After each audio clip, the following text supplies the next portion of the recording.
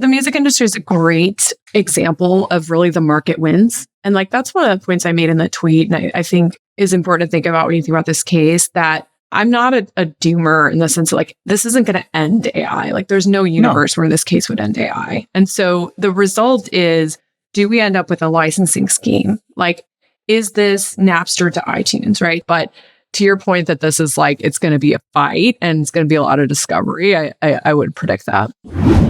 This Week in Startups is brought to you by Maven. Tired of the dev shop roller coaster? Maven is your reliable technical partner, offering a well-established software development process designed to consistently deliver unparalleled value to their clients.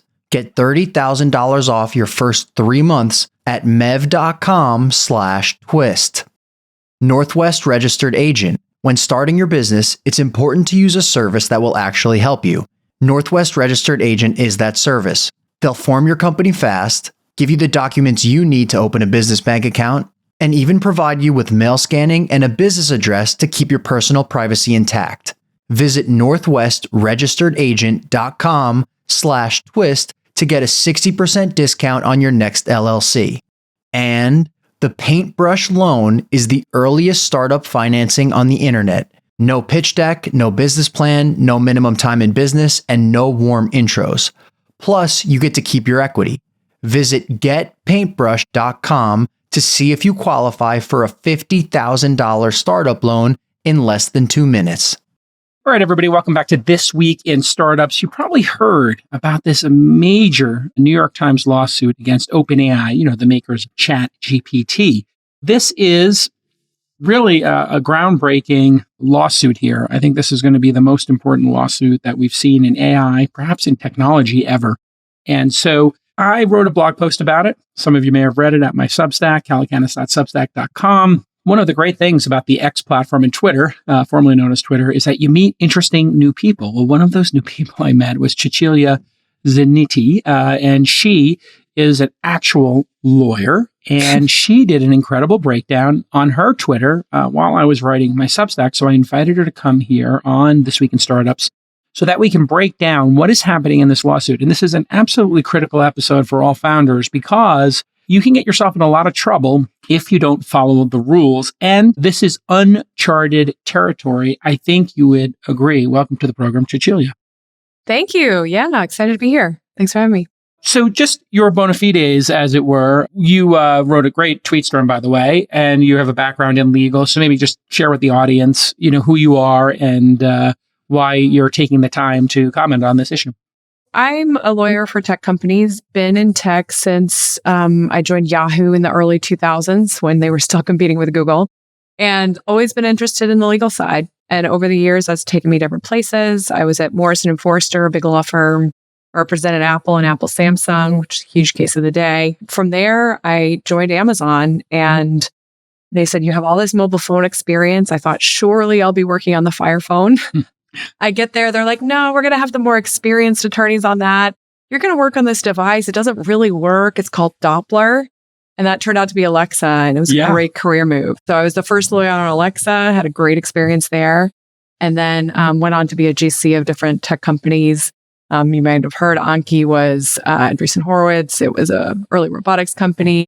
Spent some time at Cruise. And then most recently, I was the general counsel for Uplet. Oh, wow. So what an incredible career thus far. Let's get into this case because this is a very unique case in the history, I think, of copyright. And correct me if I'm wrong, having been in content my whole career as a journalist, publisher, Silicon Valley Reporter, blogs at Weblogs Inc., I've dealt with a lot of these fair use claims, and I've dealt with a lot of copyright claims. I've dealt with cell phone manufacturers, emailing us, oh my God, you have a leak. That's our copyrighted information, all this stuff. And so there's a lot to unpack here. But when you saw this lawsuit drop and you started unpacking it, how important is this lawsuit and what is the nature of the lawsuit for people, who, maybe are new to this? Just briefly, what is the nature of this lawsuit? What is the New York Times claiming here? Yeah, so New York Times has a content library one of the few content holders more prolific than you, Jason, perhaps, going back to 1851, right? So they reported on literally the Civil War, right? So that amount of content, millions of articles, the allegation is that those articles were used in a couple of ways by OpenAI without consent. So one way is training, right? So in the complaint, New York Times actually breaks down that it was a decent percentage of the articles used to train OpenAI. I think, in like 1 or 2%, something where it's actually measurable. One random blog post that I wrote, not going to move the needle, but the entire New York Times archive, maybe it does. And that's the allegation. So that's one. The second theory is more on the output side. So when you go to ChatGPT and you ask for an article, they've got this exhibit. New York Times made this exhibit, Exhibit J. You can look it up. It's great. But essentially, it has 100 instances of somebody putting the first paragraph of an article in, and ChatGPT gives you the rest verbatim, like almost, 1 or 2 word changes. But that is kind of a different theory, and it triggers the law differently. I can get into that if it's of interest, but that's really the core of this. Yeah. And so the nature of fair use, I am very familiar with because I've had many people claim that we use their content, let's say in a blog post or in this very podcast, where we might use a short snippet of a song where I'm doing commentary on it, or a clip of a news event that occurs. And so I'm pretty familiar with the 4-part test, but maybe you could run our audience through the 4-part test, because OpenAI, I think, believes that what they're doing is fair use. And then as part of that, I don't know that training as a concept has existed in the copyright law. This idea of training something, I believe, is novel to copyright law. Am I correct in that one? That's right. There hasn't been at least an adjudicated case on training yet. There have been a lot of fair use cases that I think OpenAI and New York Times will each point to ones that go their way in technology, but there hasn't been one on training that I'm aware of that's gotten to that point yet. But in terms of the fair use test, it's a super fun one. It's 4 factors, as you said, but they are non-exclusive. And it's very squishy. It's literally courts are directed, so judges apply it, not juries. Courts are directed to balance the interest, and they can consider other factors. And no one factor is, fancy word, dispositive. No one factor decides. So it really is something where there's a lot of discretion, and the optics of it and how, like, whether the judge wants to rule your way tends to matter. So the 4-part test is not, you can take 5%. It's not, you can take 12%. It's not, you can monetize it a little bit over here. It's open for interpretation. Exactly. And you have to, as a judge, when you make these decisions, look at the totality of those 4 parts. So maybe we get into those 4 parts and then go into some examples. Let's dive in. I actually have a slide. Should I pull that up? All right. Awesome. Yeah, let's do it. I mean, wow. I love a guest with a slide deck. I love it. I wanted to be a law professor and then decided other things were more lucrative. So this is my law professor dying to be free. But essentially, fun thing about fair use, it was the original fair use case was in the 1800s, and it was about writings that George Washington had. Oh. And another biographer copied 353 pages of Washington's original writing and lost. It was not fair use. 350 pages was too much. And then that opinion from the 1800s got codified into the Copyright Act.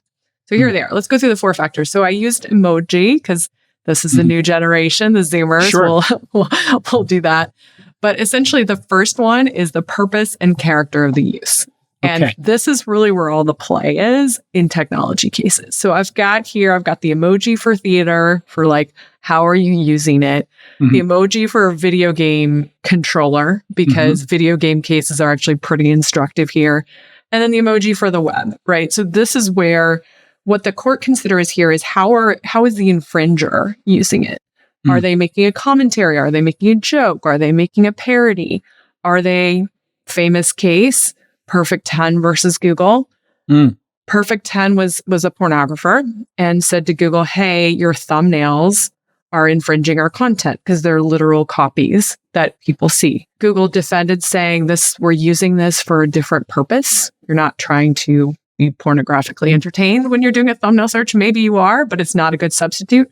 Google won that case on this fact. So that was for Google search. Now, let's go through some of those cases. If you were doing commentary, there have been many cases where people will take a movie or there'll be a documentary film about a movie or might use movie clips. And if you're doing commentary on that, even if it's commercial, there's some leeway allowed for that. And then there's parody. So if you made a parody movie like Spaceballs is the famous Mel Brooks parody of Star Wars, you can make a parody, you can make a joke of something. And the test, I believe, like the subtest here is the confusion of the audience. Does the audience know who the original author is or not? So if Saturday Night Live does a parody for 2 or 3 minutes of Harry Potter, nobody is confused that that's actually Harry Potter. I mean, it's pretty obvious, right? So this is part of it. Whereas if I wrote my own fan fiction of Harry Potter and it was really good and it was a full book, you might be like, wait a second, I can't tell if J.K. Rowling did this or not. So there's something about the audience that matters here in this purpose as well, correct? Yeah. So it basically, fanfic is a great example. It actually, the examples that you gave implicate not just the audience's view, but really the full factor test. And the factors kind of like, it's like an inverse scale, that one goes up, another one goes down. But in the case of Harry Potter, great example. So J.K. Rowling sues fan sites and she wins because her stuff is so creative that, if you have a fan site that says, okay, this is Hagrid and has big chunks of paragraphs and they're getting all this revenue, lots of clicks, SEO optimized website that's a fan site. J.K. Rowling testified and she said, so creative to even testify this way. She's like, it's as if someone came into my plum pie I had cooked and picked the great plums out. And so it was like the creative aspects. Yeah. Those were kind of what triggered the case. A lot of founders are great at going from 0 to 1. This takes vision, creativity, hustle, all that great stuff. But those same people often struggle with going from 1 to 100. If you want to scale and you want to do it efficiently, you're going to need process and you're going to need structure. And that starts with your product. So if your startup needs a more structured engineering approach, you need to check out Maven. Maven helps businesses build and maintain their products faster and more effectively. They'll make your product more stable, scalable, and secure. They'll build custom infrastructure that scales, and they can help build additional features for your product and more. For each of your needs, Maven organizes an entire tech team comprised of senior engineers, delivery managers, DevOps, Q&A, and designers. And they've been in business for 17 years. And they've helped the following companies build complex tech products: Cartier, Tuit, and Ozempic maker Novo Nordisk, my favorite. So let Maven help you increase product velocity and make product engineering more sustainable. Maven is going to give you $30,000 off your first 3 months. That's right. Get $10,000 off per month right now at mev.com/twist. That's mev.com/twist for $30,000 off your first 3 months. Interesting on the parody side, the Supreme Court weighed in on it. I have a sound clip if your users would be interested. Sure. Let's do it. Okay. Because I remember when I was coming up in the industry, I always found this one fascinating. There was a game called Myst. It was a very famous game. And then somebody made a parody of Myst and they sold it as packaged software. And people got really, they weren't confused by it, but they had to make some concessions, I think. And most of these lawsuits, am I correct, are settled out of court. They don't go all the way. People just say like, hey, this is not reasonable. This feels unfair. And then the other party says, okay, well, if we put parody on it and we made these changes, would that be okay with you? And they kind of negotiate their way out of it. Yeah, exactly. They're pretty rare to go fully to the Supreme Court or even just to court in general, because usually the parties work it out. They're expensive, unpredictable, etc. This one did go all the way. Commonly, it's record companies or your Sonys of the world, your New York Times, that are pretty big and have, kind of the pockets to do it, or a big financial reason to push it, right? They have a lot of stake. Exactly. So in this case, they have to hold the line in some ways, right? If you don't defend yourself in an instance, then the next instance, it becomes harder to defend yourself. Is that correct? That's right. Also, it's like commonly people who are trying to claim fair use, like they sort of know in advance. And that's certainly the case with OpenAI. Like they knew the copyright issue was coming. One of the things in the complaint says that their board member, Helen Toner, the one who departed, one of her issues with Sam Altman was not addressing copyright properly. So if you know that, then you hire people like me to help you like, okay, Right. where are the edges? How can we win on these different factors? And so, yeah. So in this case, this one is Pretty Woman. So the classic Roy Orbison song, the guitar riff is pretty recognizable. And Two Live Crew made a version of it that I can play part of it. Sure. Let me see if you can get the audio. Let's see. Yeah. Is that coming through? Yeah, it's coming through. Cool. And now we're going to get a copyright claim here Exactly. on YouTube. Exactly. No, I'll just but play we will just say it. enough No, it's okay. to understand. We will defend it as fair use because we're doing commentary on this. Exactly. Right. Yeah.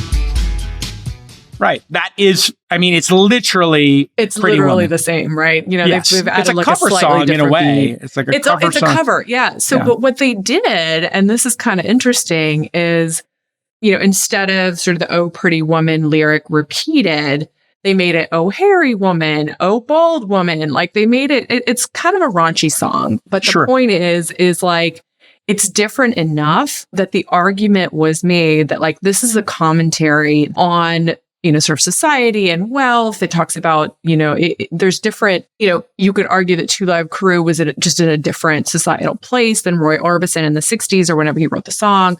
And so it went to the Supreme Court, and this case stands for the proposition that a use can be fair, it can be parody or commentary, even if you're making money. Like, you know, this is a Two Live Crew. They were not professors. They were not, you know, just like writing a blog no one would read. They were selling music. And and so that case was important, and it got really into the four factors. So it's considered one of like the canonical cases. And how did that case work out? Did it wind up in a settlement, I would assume? You know, after the Supreme Court ruled in Two Live Crew's favor, I'm not sure what happened. I think the Roy Orbison estate like lost rights to the work or something like that. But it turned out to be a sad thing for Roy Orbison in the end. And now when people do samples, there is, and the music industry is the toughest. They're the most hardcore because it's a small group of people and they work together in unison. You know, let's be honest, they're just super sharp elbowed people. They've always been in terms of IP. So they have said like, hey, listen, you want to do a cover, here's the mechanicals and the licensing for that. Hey, you want to use a sample, you have to have permission in advance. And then, hey, you can do a sample. And then Kanye just did a Backstreet Boys cover. And people were wondering how he got the rights to the sample. It wasn't a sample, it was a cover. And so they have their own little mechanics and traditions in the music industry that, or standards, right? They've established Exactly. For this. That yeah, I mean, that's the music industry is a great example of really the market wins. And like, that's one of the points I made in the tweet. And I think is important to think about when you think about this case, that I'm not a doomer in the sense that like, this isn't going to end AI. Like there's no universe where this case would end AI. And so the result is, do we end up with a licensing scheme? Like, is this Napster to iTunes, right? So Napster comes out, you know, in the time I was in college, and it was like, you could get the entire Beatles library from somebody in the dorm next door. Like, you know, it was clearly like, it felt sort of bad. Yeah, it felt like stealing. It felt like stealing, right? And well, so, because there was no difference between downloading on Napster or downloading on iTunes or buying a CD. It was this, you did one in place of the other. That's exactly right. And iTunes came up after, right? It was like, okay, this is a legitimate way to pay for digital music. And people like, you know, me or you or whomever, it didn't feel like stealing when you paid for 99 cents. And it wasn't when you paid for it on iTunes or Spotify or wherever now.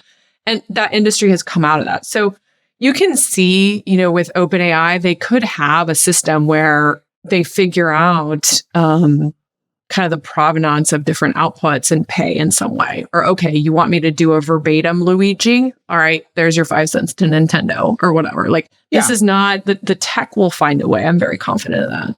This argument by technologists is that this is too hard to do attribution is nonsense. I mean, if you can, honestly, you would agree with you. Yeah, I agree.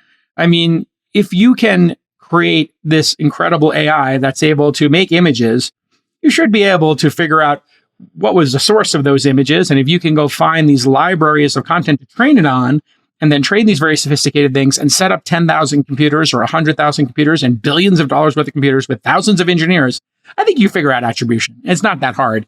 And in fact, there are services that are already out that are in the ChatGPT mode, which actually do citation. So the market has already proven it's possible. Let's talk about this one piece of the 4-part test. You've got the purpose and the character of your use. Is it parody? Yep. Is it education? In education, if you're not making money, or in society, if you're doing commentary, you get a bit of protection. We want that in society. We want Mel Brooks to be able to make jokes. Got it. We want a professor to be able to show, Star Wars and give commentary in a class in a non-commercial setting for people to learn. It's not going to compete with people, right? So that's all really good stuff. That's good stuff that we want in society. And we also want people to be able to make fun of things and do commentary. So if Jon Stewart or John Oliver want to take, a talk that some, President Trump or President Biden did, and they want to make fun of it and use parts of it, well, we want them to be able to be mocked in a free society. And that doesn't kind of conflict with anything. So we understand those.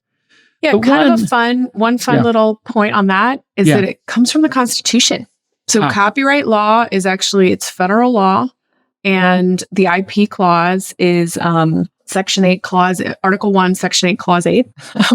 And it says to promote the progress of science and the useful arts, Congress can secure limited monopolies for authors and inventors.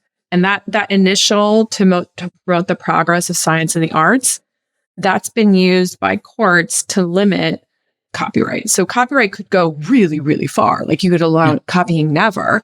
But that idea that it really is about societal progress, that's also what helps tech companies, right? So that's also why Google won the thumbnails case, because they're like, look, it's super useful to have search. How else are you going to have image search if you don't know what image is actually in the results?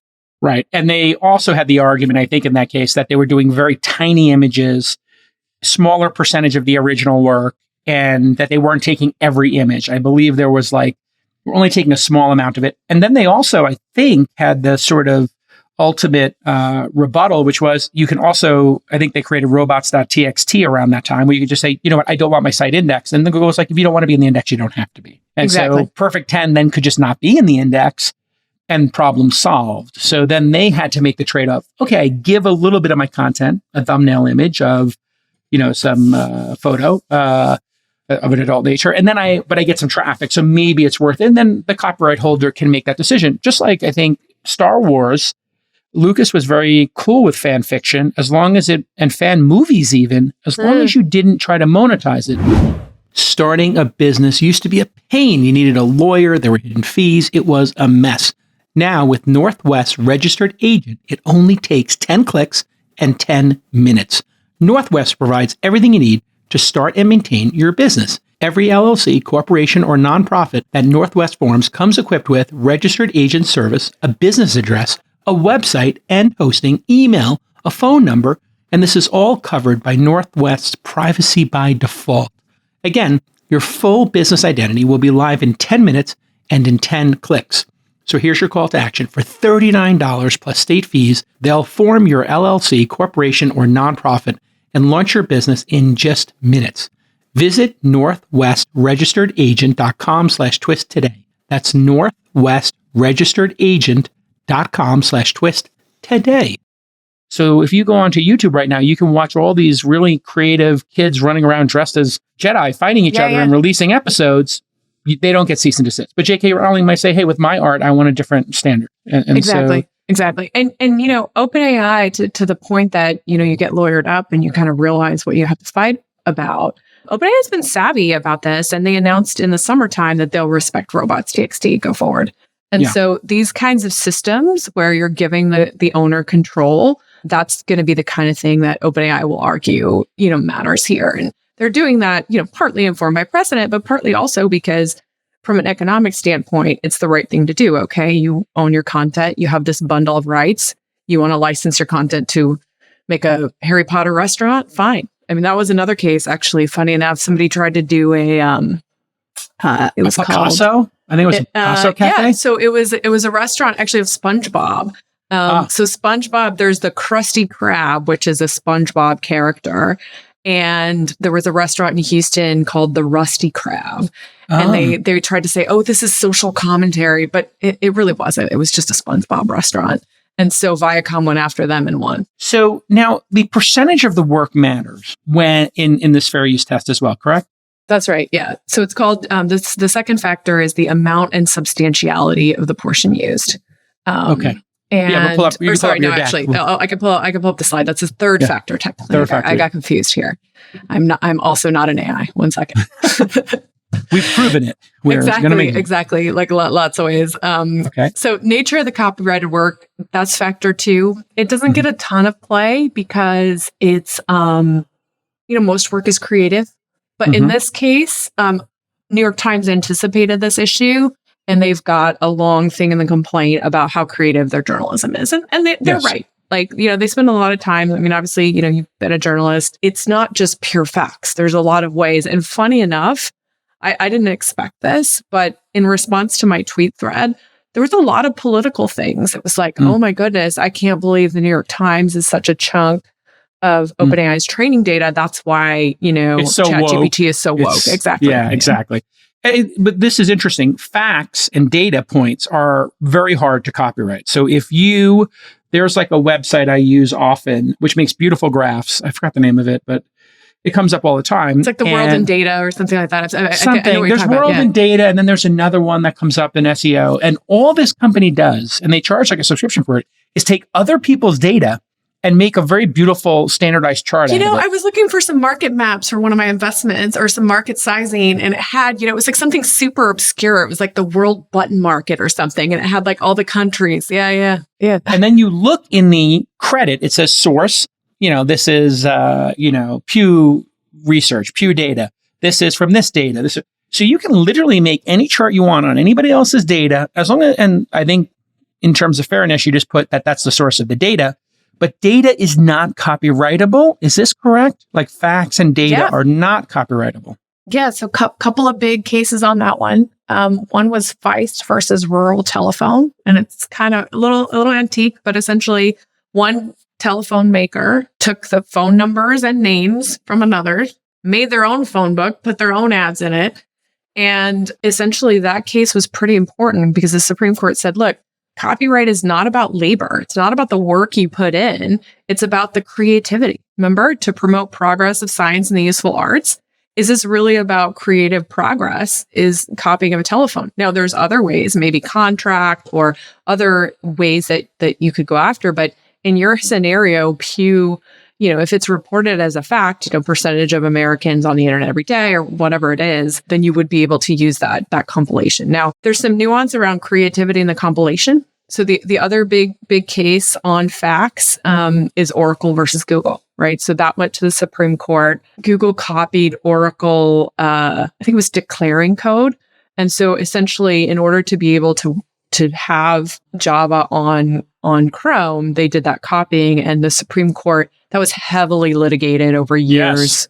Yes. I think 10 or 11 years. But in any event, the Supreme Court found for Google in that case. So the nature of the work, yes, Statista is the name of the website that we sometimes use. That's exactly what it is. I've used it before. And then there was another one, eMarketer, and they've gotten in all kinds of like legal letter kind of trouble, I believe. I remember seeing it. I'm not sure which site had that. But then other kind of reblogging sites started doing the same thing. So if you want to make a great business, you can just take other people's facts and make beautiful graphs out of it. You see people do that all the time. But that makes sense. And then scraping data, there was an Israeli company that was scraping LinkedIn data, and they were saying, hey, this is just facts. That's another area, scraping and fair use there.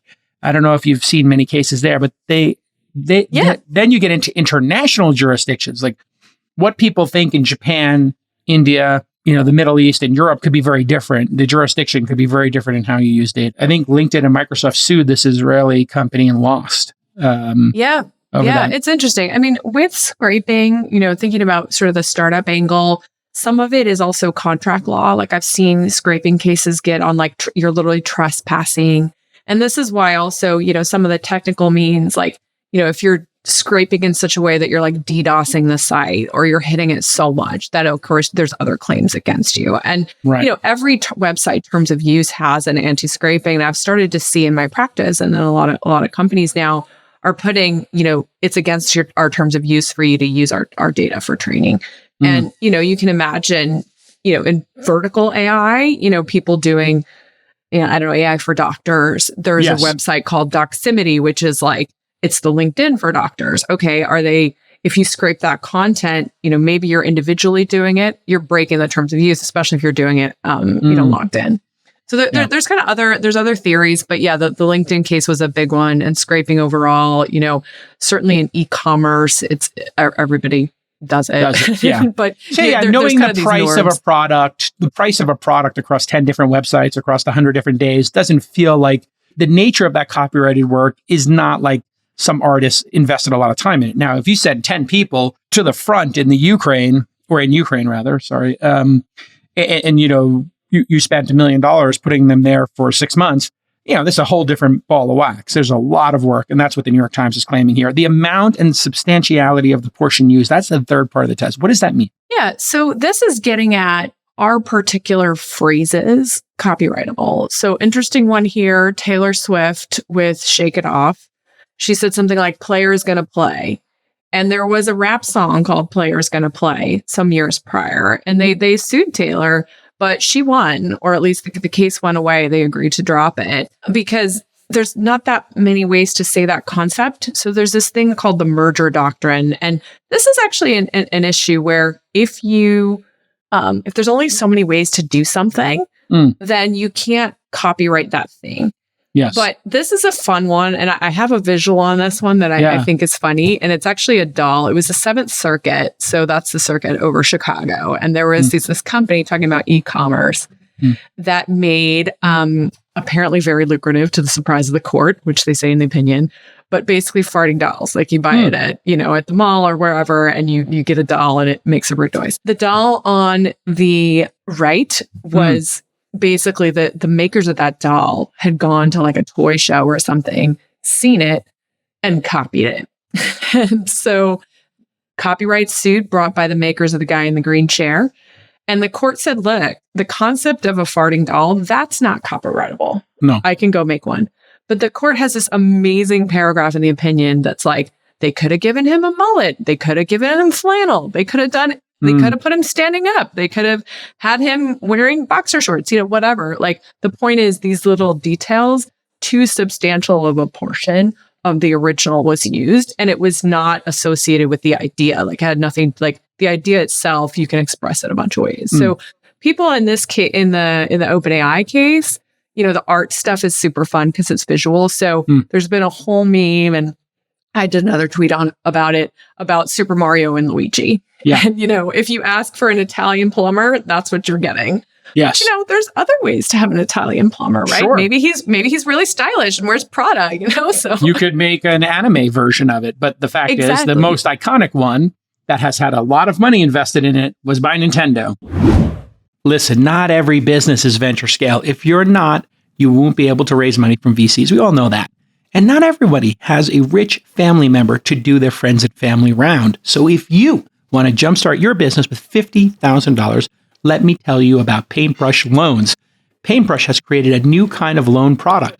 They connect idea stage startups with bank capital, so you don't need to give up any equity, and there's no pitch deck or revenue required. And the Paintbrush loan is available at the idea stage.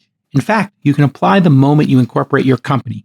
Monthly repayment is a flat, predictable amount, which makes cash flow planning really simple.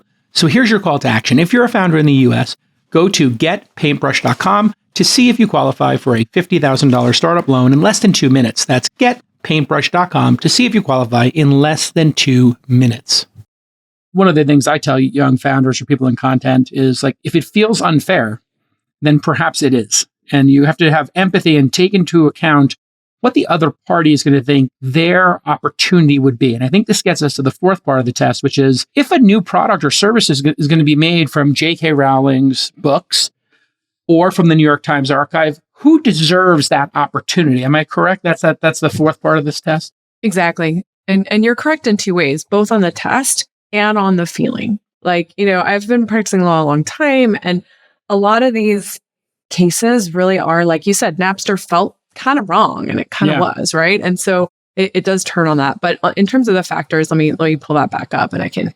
I was very proud of my emojis, so I can. Emojis are great. Could show Back you to the those, emojis here. But yeah, so basically, like you see the flying money, but it's literally like, what is the market for the original, and the value of that market, and who gets to exploit that, right? So intellectual property is similar to regular property, right? If you have a piece of land, who gets to put a hotel on it, right? If you have this really juicy piece of land, right? So similarly here, New York Times got at this factor by saying OpenAI has already made deals for this. They know how to license data. Like they've already done it with Politico. They've already done it with the AP. It's not like there's no market for this. And so, others in the thumbnail case, that was harder to prove. There was evidence put forward, you could use a thumbnail for, at the time we had those Nokia flip phones with the tiny little lock screen. And it was like, okay, there's a market for that. But evidence came out in that case that those were fake licensing deals done just for the litigation. Here, it's clearly not. So that's another factor. And then, but it's not, like I said, it's very squishy, 4 factors kind of, and they're not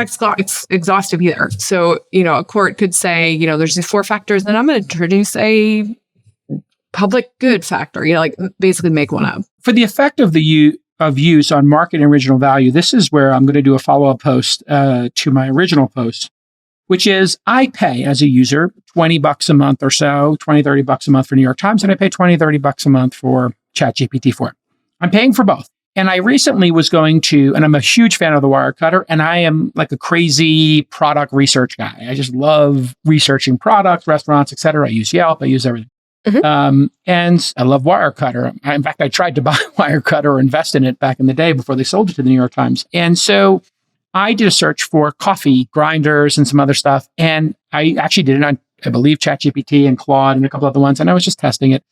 And it was pretty clear that they got their information from Wirecutter because, it was kind of like the answers were very similar. I am I think the tip of the spear here. If I get my New York Times and my Wirecutter from ChatGPT 4, I might cancel my New York Times over time. Is it not the case that the product OpenAI built, the ability to use a chatbot to talk to the archive of the New York Times, that is the New York Times's opportunity, not OpenAI's? Yeah. So, the example I use, Martha Stewart, great media conglomerate, and she's very, very savvy, very tech forward. She was talking a year ago, right after ChatGPT came out, about creating a Martha AI that you could talk with. Because she's similar to the New York Times. She's got decades of really high quality content that in a particular voice, right? And so, that's one way. Another way is New York Times made the case in the complaint that they calibrate very carefully what's free versus paid, right? The amount of gift things that you have. If you click from Instagram, sometimes you'll get the gift version. Basically, that's their, the rights holders, essentially property to exploit is how they would say, and how they subdivide it and where they put that line, how much admission they charge, all of those things they would say are within their rights. Now, OpenAI would probably make similar arguments to you that, okay, under that first or similar arguments to what they make out of the first factor, which is, it's a different thing. It's a new, having an LLM, specifically a very large language model trained on that number of parameters, the amount of investment they've made, they've changed it into something different to where it has a different purpose. You're going to ChatGPT to have generation as opposed to have, pre-made research on a particular thing. Their claim would be, and I'm trying to take their claim seriously here and fairly. Yeah. Their claim is, hey, we did this first. We made a language model first. Therefore, since the New York Times didn't get to it yet, this is new, because doesn't the New York Times have an unlimited amount of time to exploit their own content? And Disney they could choose not to. Yeah. Or they could choose not to. But so if Disney said, you know what, we bought Marvel, and we haven't made a Marvel theme park ride yet. That doesn't mean somebody else gets to make the Marvel theme park ride. Exactly. Yeah, no. So the time aspect, if I mentioned a time aspect, that would be, I misspoke, but essentially. No, you didn't mention it. I was just building on your thoughts on it, which is they're saying, hey, we spent all this money to build this thing. And it's like, yeah, you did. We are planning on building it as well at some point. Therefore, it's our opportunity. So I think that one fails. That one may fail. Where I think they could say is we're not trying to replace the content. They could say our aim is to just merely have the best language model possible, and therefore, the literally more the higher volume of text that we use, kind of the better. And it's going to be more like the Oracle case that I mentioned, where Google's argument was there's only, Java programmers already know how to declare these variables. We're going to copy the declaring code to literally advance the progress of engineering. And so OpenAI could say something like, it's a different thing. We use the New York Times content and other content for training to advance kind of the state of the art of the actual LLM, how it generates words, how it's better. And people can kind of see this. And what they would say is like, look, GPT 3.5 and GPT 4, very different. GPT 4 is much better because we did more training on more content. Ergo, it's not the actual content itself or the creativity of the content. It's just the fact of having content. So that's another way they could take it. Based on your gut, let's say this goes to the mat, and we went through this 4-part test. Based on your gut, percentage-wise, New York Times wins their argument that you can't train on our data, and they get an injunction. What are the chances that happens? I mean, I'm really putting you on the spot here. The odds of an injunction are very slim. The standard for an injunction is that it causes irreparable harm to whoever it is, the plaintiff. And it's harm that cannot be fixed with money. And so there's very few harms really that can't be fixed with money. Right. And so that, and then the test for an injunction is another 4-factor test.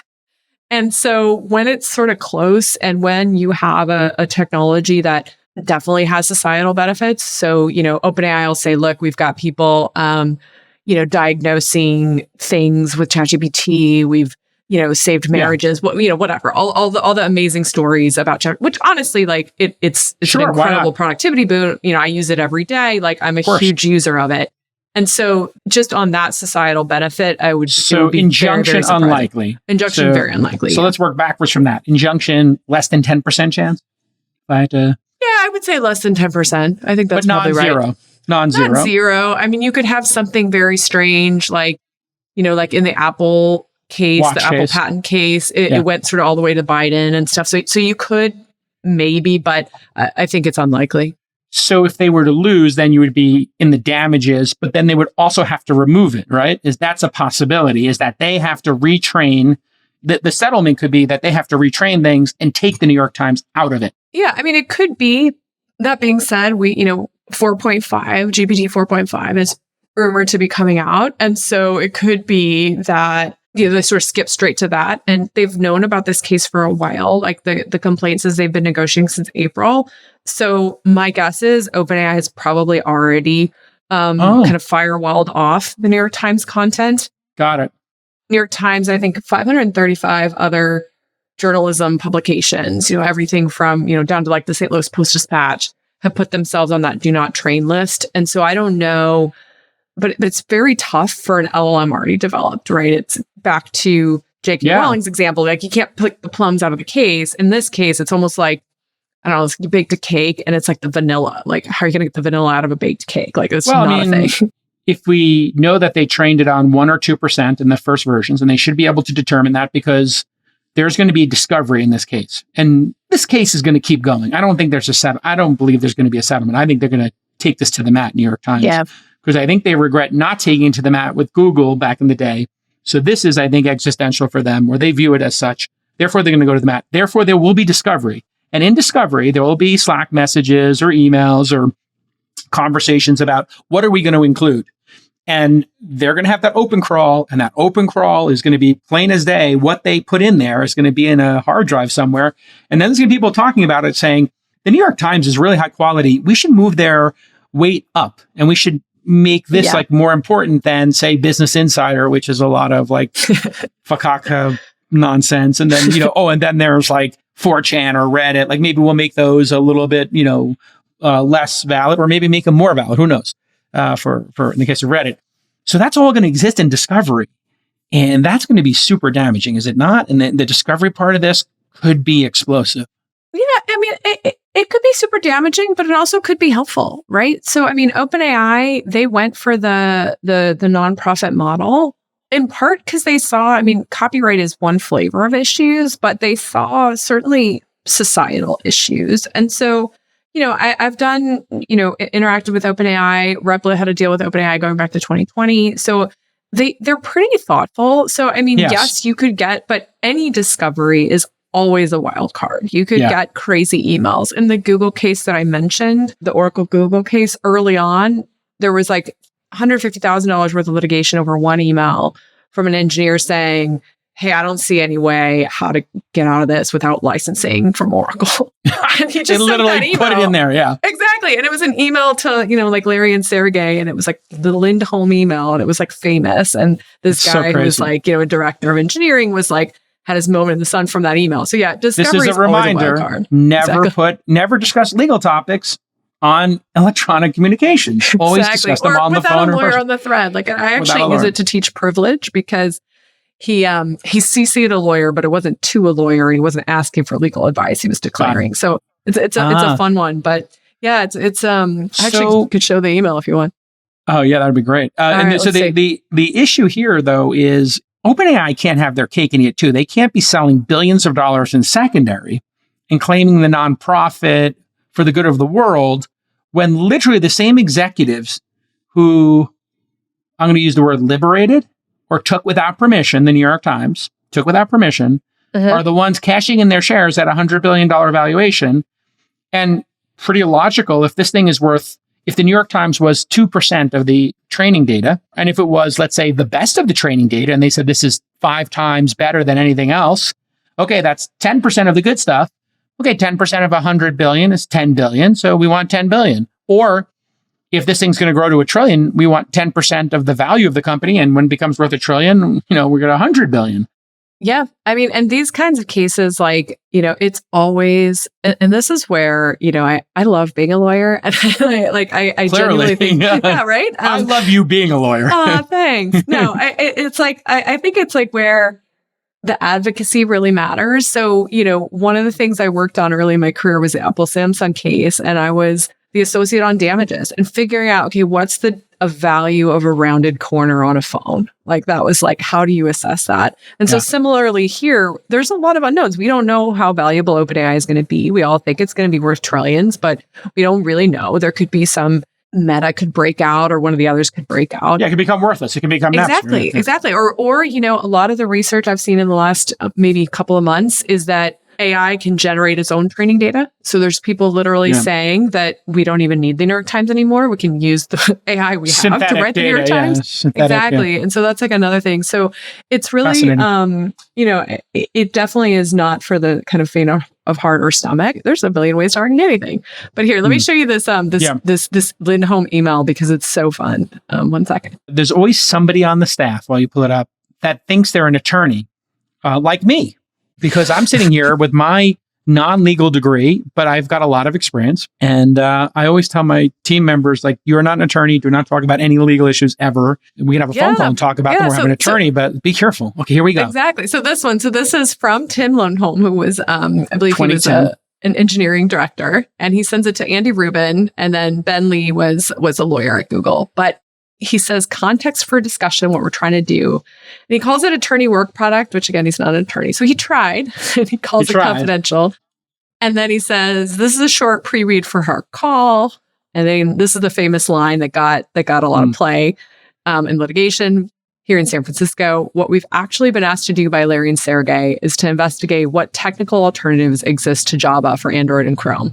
We've been over a bunch of these and think they all suck. We conclude that we need to negotiate a license for Java under the terms we need. And that was the key issue in the case. Funny enough, to your point of going to the mat, Google ended up losing on this at the trial level, but went up to the Supreme Court and ended up winning over the needed copying. But to your point that this is like, it's going to be a fight and it's going to be a lot of discovery, I would predict that. All right. So what else are we missing here? Because you, in your deck, had some of the examples, I think, is super compelling. And because technologists, you work with technologists, they tend to, a portion of them think, if I can technically figure out how to do something, it's legal. Or it should be. I don't know what to call this, but like it's sort of might is right. If I can technically figure out how to scrape your website and create this or create that, well, then it should be legal, which is how the Napster folks felt. Like, well, and there's also the technical inevitability argument. Well, it's going to happen, so we might as well do it. Yeah, I mean, look, there is something to that. So one of the cases was an emulator. So Sony is a very common either plaintiff or defendant in IP cases because they have a lot of valuable IP. And basically, someone made an emulator of a PlayStation, an early PlayStation, on a PC, and the graphics were actually technically better on the PC. And that case went to the Ninth Circuit, and the emulator maker won because, and there was a lot of copying involved. They had to basically reverse engineer the entire PlayStation to be able to do it. And of course, they copied it. Like the literal bits and bytes of the code were put into the emulator, and so there is something to that. I mean, well, this is also the great irony of this is that while OpenAI is an organization you can sue because it exists as an entity, the open source community is a little bit harder to sue because they don't exist as an entity. You have contributors. So maybe you could speak to that, because if, let's say, OpenAI does lose this case or settle, which I believe is what it's going to be, one of those two things, a massive settlement, 9 figures minimum is my prediction. And, but it will not be disclosed, but it'll be at least 9 figures with some kind of licensing going forward. But even if you were to do that, what's to stop as, all these open source projects come out there and somebody's decides they're going to roll their own model as hardware gets better and better, that they just rip the New York Times. And you could buy the New York Times archive probably from somebody in India, in Manila, in Israel. There are scraping companies that sell these things on what I'll call the gray market. Maybe illegal here, maybe legal there, maybe there's no laws there. So maybe you could speak to that. Do you think all this is for moot? Open source is an interesting angle. I mean, I think open source had its own, one of the things that was interesting in the wave of AI regulation we've seen, from the EU and others was, open source had a lot of the same objections of like, people had t-shirts with algorithms printed on it. They're like, okay, if we open source, then, all these bad guys will get the code. But sort of a market worked out. Here, I think it's tougher. I think, it's going to involve calls by the rights holders. And then what I think will happen is what we talked about at the top of the hour, which is like, as the tech emerges, a market, like tech for the market for it will emerge. We're going to get the iTunes equivalent. And I think there are some startups being funded in there. They're still at this point, I don't think before this case, I don't think it was being talked about enough to be a problem with a big enough market, but now it is. Here's a possible solution. Let me see what you think of this. I buy ChatGPT for $20 and it says, if you authenticate with your New York Times subscription, so your ChatGPT, and I authenticate with my New York Times subscription, then it says, okay, you're going to use ChatGPT 4.5 T for New York Times. Yeah. And so, but if you don't have the T and you do it on 4.5 and you say, hey, Wirecutter, what are the best things? It says, hey, you need to have a New York Times subscription, so authenticate with that. And then you say, hey, I want to make Star Wars character. Says, oh, you know what? You have to use OpenAI. You have to use ChatGPT with Disney Plus. So authenticate your Disney Plus. And now you can start to have fun with the Disney characters in Dolly or whatever it is. And then they could license that to the highest bidder. Because when if you use Hulu and you have HBO Max or NBA or use Apple TV, they just authenticate each other's subscriptions. So you have this sort of subscription, death by 1,000 subscriptions kind of concept. Yeah. What do you think of this concept? I mean, I think it's certainly that shape of a solution. It sounds right to me. Like, I think technically viable too, right? I mean, yeah, it seems technically I don't think doable. It's difficult. The other interesting thing is there are a bunch of startups trying to do sort of like your digital life, right? Where Twitter search is like notoriously terrible. You literally can't find anything on Twitter. And how often does it happen to me that I'm like, oh, I remember there was a tweet about that. And then like, I can't find it. So you can imagine an LLM that's actually trained on your entire, everything you've ever consumed. And then by the nature of if you've consumed it, then presumably at some point along the way, you have the rights to it. Yeah, that does something too. There's a million, ways to do it. And that's kind of why I characterize the lawsuit as historic, is that we're at this moment where we don't know what the tech and the market solution to this is yet. Yeah. And it'll emerge. It's just, maybe not in the exact way we did it. So another fun thing, at Andreessen Horowitz, there's an investing partner that she writes, I think it's Connie Chan. She writes a lot about China and media in China. In China, when you buy a Kindle book or any kind of book digitally, you pay by the page, right? So it's like not actually a thing. So the fact that we happen to buy whole books here in the US, that's the market that emerged, not necessarily a foregone conclusion. So in your example, you could have, that you're like, do you want Wirecutter? And it could literally just be like the Wirecutter slice of the New York Times thing, or it could be like by the query, or it could be some kind of rev share. Like, as you said, music industry is super sophisticated on this. I think the words and kind of digital print. Publishers, let's be honest, publishers are kind of dopey. They've been dopey historically. They've never really been smart about their approach legally. They've never held the line. They let Google run amok. And, Rupert Murdoch got it right. He's like, Google's nothing without us. If those publications had grouped together in that era and told Google, listen, the top 1,000 publications are going to no index unless you pay us a licensing fee. And here's what we want. Google would have paid it, I'm sure.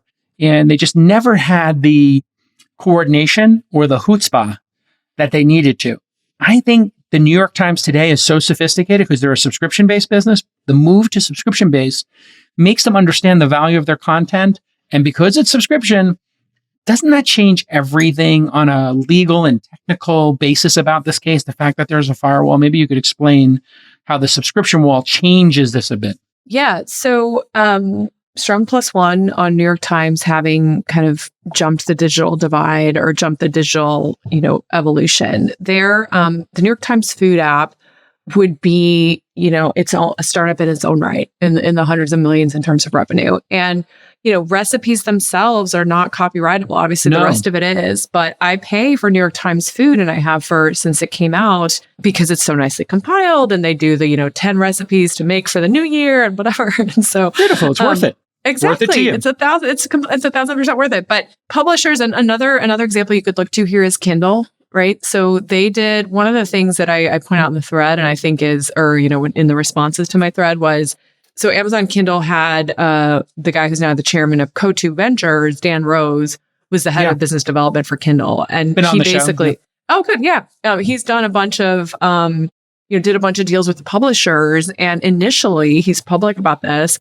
Bezos said, don't tell them we're making an e-reader. And he's like, well, how am I going to get them to do deals with me if I can't actually say? And so eventually they did. But you're right that was a moment where, the tech company kind of had this power. But what was different about Kindle was still kind of unproven at the time. Versus here, we've got ChatGPT. Clearly, it's a runaway success. It was the fastest growing 100 million people using it. Yeah, exactly. They're at, I think it was 160 or 1.6 billion ARR now.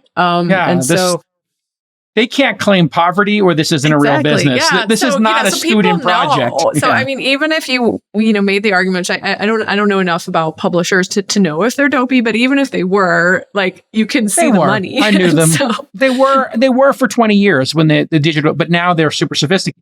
The ones that survived, it's kind of like a Darwin thing. Like, if you survived as a publisher, you're savvy. Yeah, makes Period, sense. full stop. Okay, now in your deck, you had some other examples. Is there anything else in the deck that's super compelling we should rip through here as we wrap up?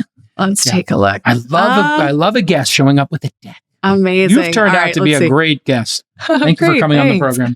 Yeah, super fun. Happy any time you have anything legal, happy to dive in. There was a fun part of the thread where people were making Luigi fan art, and you could kind of tell when the model was getting was being aware of copyright.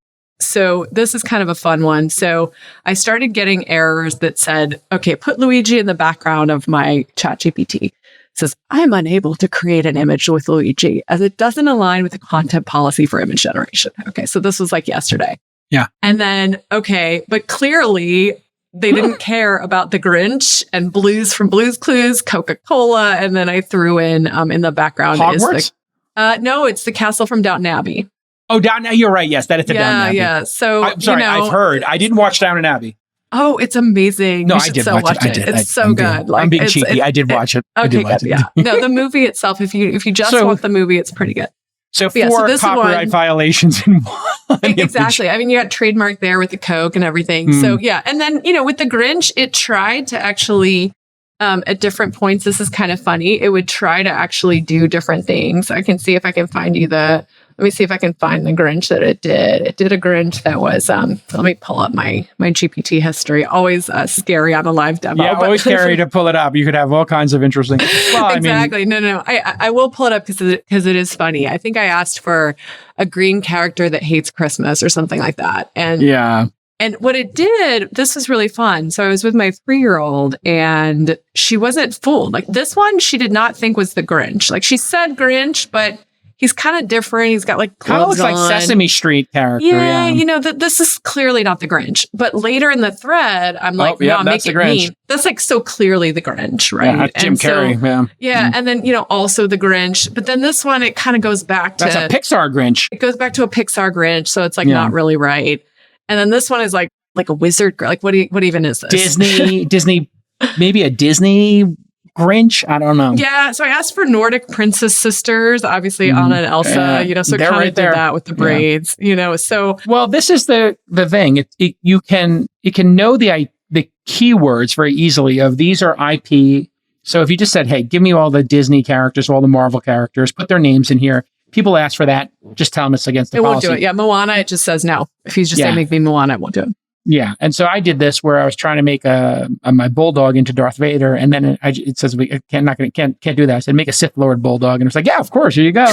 So I think they're trying to get this copyright thing under control, but the truth is, especially for images, there's a finite number of styles in the world, and so it's very clear that they have a Pixar style and they have a Marvel style, and they have stolen those styles. Those are not their styles. So maybe you could speak to the concept of a theme or a style.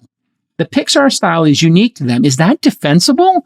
And if you say, I want to make this in the style of Pixar, should a language model that makes images be able to make you a Pixar character? Should they be able to do that? Yeah, I think the idea of the Pixar style, should they be able to do in that style or inspired by? Mm-hmm. I think so. I mean, this is like, okay, you know, a round face. And, you know, I actually represent, this is fun. This actually came out. One of the cases I worked on at my firm was Barbie versus Bratz. So the founder of MGA, which makes Bratz, worked at Mattel, which is a very active rights holder. They sue people for lots of Barbie things. And then obviously the Barbie IP is super valuable, $1 billion movie this summer. So he worked there during, and one of the defenses was that, you know, it wasn't infringement because there's only so many ways to make a doll. So in the office, really fun, we had these like big doll heads everywhere, and we looked at anime, we looked at whatever. And the case also 10 years of litigation, but should you be able to make a big headed doll like in the style of a Bratz doll or, you know, whatever? Probably. I mean, so I don't know. I think it'll be tough where, you know, you can ask GPT now to give you a Taylor Swift style song. And it does a pretty good job. So where it's something new, you know, a little bit better. That's why the Exhibit J with 100 verbatim things is so important. So copyright law isn't gonna stop, you know, make me a Pixar style character of, you know, jar of mustard or whatever, like you know, like whatever you want to pick. It does seem that some people are confusing non-commercial use with commercial use. So they're like, well, I could draw a Jedi bulldog. Is that illegal if my daughter makes one? Versus I'm charging $19.95 for a product to do this and at scale with 1.6 billion and growing in revenue. So can you explain to people why, you know, these are two different things in the eyes of the law? Yeah, so that was actually a big issue in the Betamax case. So the Betamax case was VTRs or what is now VCRs. And the funny thing happened, which is Disney was one of the groups that sued Sony, and the Supreme Court held, you know, there is a substantial non-infringing use. That's the language, which is time shifting. So you want to watch the game, you use your VCR, you record it, and then you watch it later. And there was all kinds of evidence this is how people were using VCR. Nevertheless, Disney was one of the petitioners in that case. I think it was less than 6 years later, Disney was the single biggest seller of VCR tapes. And so literally like the tech finds a way, right? And the market finds a way. And so in terms of commercial use, you know, there were a bunch of people in the comments, and it's a beautiful article in, I think it was The Guardian, about, I can't remember his name, the guy who came up with Mario, the game designer. The famous guy, I know he's talking about anyway, Nintendo. Shigeru, I think. Yeah. Anyways, saying that he was the architect of children's dreams for a generation, which is like a beautiful quote. But essentially, like if people, you know, making actual Marios, okay, I think that Nintendo should be able to go after that. But making Mario style video games, no, I don't think they should be able to go after that. Try to inform the audience of where we think this is going, the prediction for what happens in the long term here with this case and then how it affects the wider industry. So it does seem the number one possibility in all cases of a copyright claim is settlement. So I guess that would be one possibility, settlement. Then there's go to the mat and take many years and then get a judgment, right? That's the second possibility here. So, and then I guess there's the courts throwing this out or dismissing it, right? Or something. So are those the three buckets we should be looking at here? Like either New York Times wins or loses or settlement happens. Those are the three possibilities, broadly speaking? Yeah, I mean, winning and losing is like, even in some of the famous cases, there's a process where it gets remanded, so sent back. So some of these things for the infringement or if it is infringement, the things that have already happened, your Exhibit J's type of examples, New York Times will preserve claims on that. But as OpenAI makes changes, I think you're right. I think it's either the case gets settled, and one way that could happen is, they announce some kind of copyright holder symposium or something, and New York Times is like the head of this consortium, and it's like some kind of opt-in system where, New York Times content is part of it, and publishers can go there, and maybe they get a little royalty. Something accelerated similar to what the music industry has, where there's a very sophisticated thing where you need to get the mechanicals and you need to get the performance rights. And it's there's like a known system and libraries for that. We'd call that a marketplace solution emerges. Exactly. So one possibility is like a marketplace solution. Another possibility is, the court comes out with a ruling that says LLMs, just the fact of developing an LLM, is not copyright infringement, provided you have some kind of substantial protections. And it could come out with a test that says, okay, if somebody asks for Luigi or Moana, anything that's like very obvious, that should be fixed. And there should be measures taken to address that. Another possibility, which wasn't on the table, is congressional action. That's very possible. So we actually have that has happened where Congress has codified things. I mentioned fair use in the 1976 Copyright Act. With the internet, we have the DMCA, and it's a very robust system, right? Somebody asks you to take something down, they can contest it. So an amendment to the DMCA also possible. Wow. There's a California senator who, he was a CS major, super cool. So California, I think senator, or US senator from California who is proposing AI regulation, and that could be a possibility. So that would mean whoever gives the most money, to be a bit cynical here, whoever gives the most money to their senators, congressmen, whatever, politicians, and has the most influence in the deepest pockets for these old people, the geriocracy, is that what they call it? I hadn't heard that term. Gerontocracy or something, that run Washington, that would kind of feel like it would be in favor of the copyright holders, because copyright holders in the United States, we really do protect them in a major way. So they could just say, listen, you got to get permission, full stop. That's possible. I do think, like I said, OpenAI has been very savvy and thoughtful in a lot of ways. And, part of Sam Altman's sort of charm tour last fall was on this. Like they know who he is. And he's like, look, I'm not Zuck. And I think he was very successful in showing that that he's not Zuck. And so, that's another possibility. I think, Europe did regulate AI, and they were very proud of that. So far, it has not been regulated here, but I think there will be a situation, and this is, Google made a bunch of good law on sponsored search. So initially, if you search for a term on Google, if you search for, Volvo. Acme's competitor can buy that. Or if you search for Ford, you can get a Chevy ad. And that was actually, it wasn't clear that wasn't trademark infringement. Google spent about 10 years litigating that issue and just won. And I've seen legal theorists make the case that part of the reason Google won is that judges love Google because it's so useful. And so I think similarly for ChatGPT, it's so useful for us lawyers in particular, because we are stock in trade as words. That I don't think that OpenAI will lose here. I'm going to disagree with you. I think that OpenAI will win some key points. They'll probably have to make some concessions. They'll have to have a copyright clearance center, and they'll have to have DMCA style things, but I don't think they're going to straight lose on the fair use, or at least not without going all the way to the Supreme Court. That's fascinating. I'm taking the other side of that. I think it's going to be, we're going to come down in favor of, for people who have at scale copyright libraries, you're going to need their permission ahead of time. And if you've used it, I think you're going to have to unwind it, which is what I agree with you that they're probably in the process of doing that. Sam's pretty smart. And I think it's easier to just be like, you know what, we took it out, we redid it. It's no big deal to retrain our model without New York Times. They could do that. Yeah. And there's been some memes on that, on the, the like square jaw meme. And it's like, take my content out. And the guy's like, fine. Okay, sure.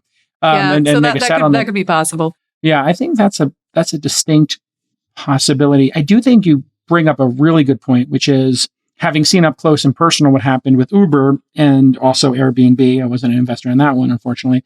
Because people loved the service so much and became addicted to it, by the time the lawsuits started to pile up, when the city of Austin got rid of Uber and Lyft at one point, people went nuts.